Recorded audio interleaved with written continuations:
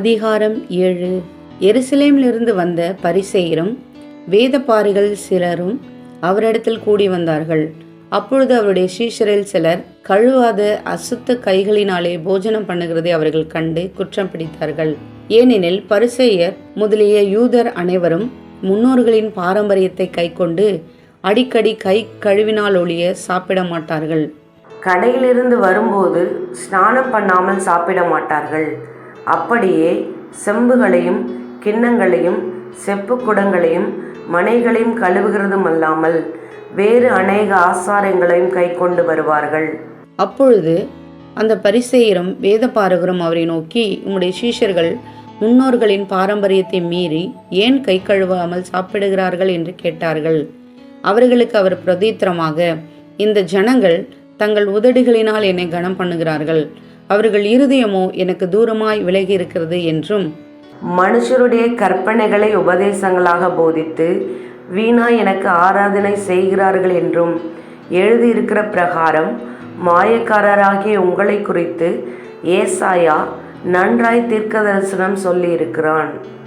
நீங்கள் தேவனுடைய கட்டளையை தள்ளிவிட்டு மனுஷருடைய பாரம்பரியத்தை கைக்கொண்டு வருகிறவர்களாய் கிண்ணங்களையும் செம்புகளையும் கழுவுகிறீர்கள் மற்றும் இப்படிப்பட்ட அநேக சடங்குகளையும் அனுசரித்து வருகிறீர்கள் என்றார். பின்னும் அவர் அவர்களை நோக்கி, நீங்கள் உங்கள் பாரம்பரியத்தை கைக்கொள்ளும்படிக்கு தேவனுடைய கட்டளைகளை வியர்த்தமாக்கினது நன்றாயிருக்கிறது. எப்படியெனில், உன் தகப்பனையும் உன் தாயையும் கனம் பண்ணுவாயாக என்றும், தகப்பனையாவது தாயையாவது நிந்திக்கிறவன் கொல்லப்பட வேண்டும் என்றும் மோசே சொல்லியிருக்கிறாரே. நீங்களோ ஒருவன் தன் தகப்பனையாவது தாயையாவது நோக்கி, உனக்கு நான் செய்யத்தக்க உதவி எது உண்டோ அதை கொர்பான் என்னும் காணிக்கையாக கொடுக்கிறேன் என்று சொல்லிவிட்டால் அவனுடைய கடமை தீர்ந்தது என்று சொல்லி அவனை இனி தன் தகப்பனுக்காவது தன் தாய்க்காவது யாதொரு உதவியும் செய்ய ஒட்டாமல் நீங்கள் போதித்த உங்கள் பாரம்பரியத்தினால் தேவ வசனத்தை அவமாக்குகிறீர்கள். இதுபோலவே நீங்கள் மற்றும் அநேக காரியங்களையும் செய்கிறீர்கள் என்று சொன்னார். பின்பு அவர் ஜனங்களையும் வரவழைத்து அவர்களை நோக்கி, நீங்கள் எல்லாரும் எனக்கு செவி கொடுத்து உணருங்கள். மனுஷனுக்கு புறம்பே இருந்து அவனுக்குள்ளே போகிறதொன்றும் அவனை தீட்டுப்படுத்த மாட்டாது. அவன் உள்ளத்திலிருந்து புறப்படுகிறவைகளே அவனை தீட்டுப்படுத்தும். கேட்கிறதற்கு ஒருவன் காதுள்ளவனாய் இருந்தால் கேட்க கடவன் என்றார். அவர் ஜனங்களை விட்டு வீட்டுக்குள் பிரவேசித்த போது அவருடைய சீஷர்கள் அவர் சொன்ன உவமையை குறித்து அவரிடத்தில் விசாரித்தார்கள். அதற்கு அவர், நீங்களும் இவ்வளவு உணர்வில்லாதவர்களா? புறம்பே இருந்து மனுஷனுக்குள்ளே போகிறதொன்றும் அவனை தீட்டுப்படுத்த மாட்டாதென்று நீங்கள் அறிந்து கொள்ளவில்லையா? அது அவன் இருதயத்தில் போகாமல் வயிற்றிலே போகிறது. அதிலிருந்து எல்லா போஜனங்களின் அசுத்தங்களையும் கழிக்கிற ஆசன வழியாய் நீங்கி போகும். மனுஷனுக்குள்ளே இருந்து புறப்படுகிறதே மனுஷனை தீட்டுப்படுத்தும். எப்படியெனில், மனுஷருடைய இருதயத்திற்குள்ளிருந்து பொல்லாத சிந்தனைகளும் விபச்சாரங்களும் வேசித்தனங்களும் கொலை பாதகங்களும் களவுகளும் பொருளாசைகளும் துஷ்டத்தனங்களும் கபடும் காம விகாரமும் வன்கண்ணும் தூஷணமும் பெருமையும் மதிகேடும் புறப்பட்டு வரும். பொல்லாங்கானவைகளாகிய இவைகளெல்லாம் உள்ளத்திலிருந்து புறப்பட்டு மனுஷனை தீட்டுப்படுத்தும் என்றார்.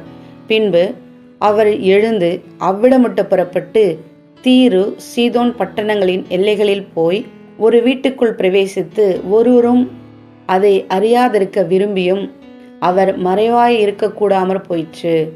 அசுத்தாவை பிடித்திருந்த ஒரு சிறு பெண்ணின் தாயாகிய ஒரு ஸ்திரீ அவரை குறித்து கேள்விப்பட்டு வந்து அவர் பாதத்தில் விழுந்தாள். அந்த ஸ்திரீ சீரோ பேனிக்கியா தேசத்தாளாகிய கிரேக்க ஸ்திரீயாயிருந்தாள். அவள் தன் மகளை பிடித்திருந்த பிசாசை துரத்திவிட வேண்டுமென்று அவரை வேண்டிக் கொண்டாள். இயேசு அவளை நோக்கி, முந்தி பிள்ளைகள் திருப்தி அடையட்டும், பிள்ளைகளின் அப்பத்தை எடுத்து நாய்க்குட்டிகளுக்கு போடுகிறது நல்லதல்ல என்றார். அதற்கு அவள், மெய்தான் ஆண்டவரே, ஆகிலும் மேஜின் கீழிருக்கும் நாய்க்குட்டிகள் பிள்ளைகள் சிந்துகிற துணிக்கைகளை தின்னுமே என்றாள். அப்பொழுது அவர், நீ சொன்ன அந்த வார்த்தைகள் நிமித்தம் போகலாம், பிசாசு உன் மகளை விட்டு நீங்கி போயிற்று என்றார். அவள் தன் வீட்டுக்கு வந்தபொழுது பிசாசு போய்விட்டதையும் தன் மகள் கட்டிலில் படுத்திருக்கிறதையும் கண்டாள். மறுபடியும் அவர் தீரு சீதோன் பட்டணங்களின் எல்லைகளை விட்டு புறப்பட்டு தெக்கப்போலின் எல்லைகளின் வழியாய் கலிலேயா கடலருகே வந்தார். அங்கே கொன்னை வாயுடைய ஒரு செவிடனை அவரிடத்தில் கொண்டு வந்து அவர் தமது கையை அவன் மேல் வைக்கும்படி வேண்டிக் கொண்டார்கள். அப்பொழுது அவர் அவனை ஜன கூட்டத்தை விட்டு தனியே அழைத்து கொண்டு போய் தம்முடைய விரல்களை அவன் காதுகளில் வைத்து உமிழ்ந்து அவனுடைய நாவை தொட்டு வானத்தை அண்ணாந்து பார்த்து பெருமூச்சு விட்டு எப்பத்தா என்றார். அதற்கு திறக்கப்படுவதாக என்று அர்த்தமாம். உடனே அவனுடைய செவிகள் திறக்கப்பட்டு அவனுடைய நாவின் கட்டும் அவிழ்ந்து அவன் செவ்வியாய் பேசினான்.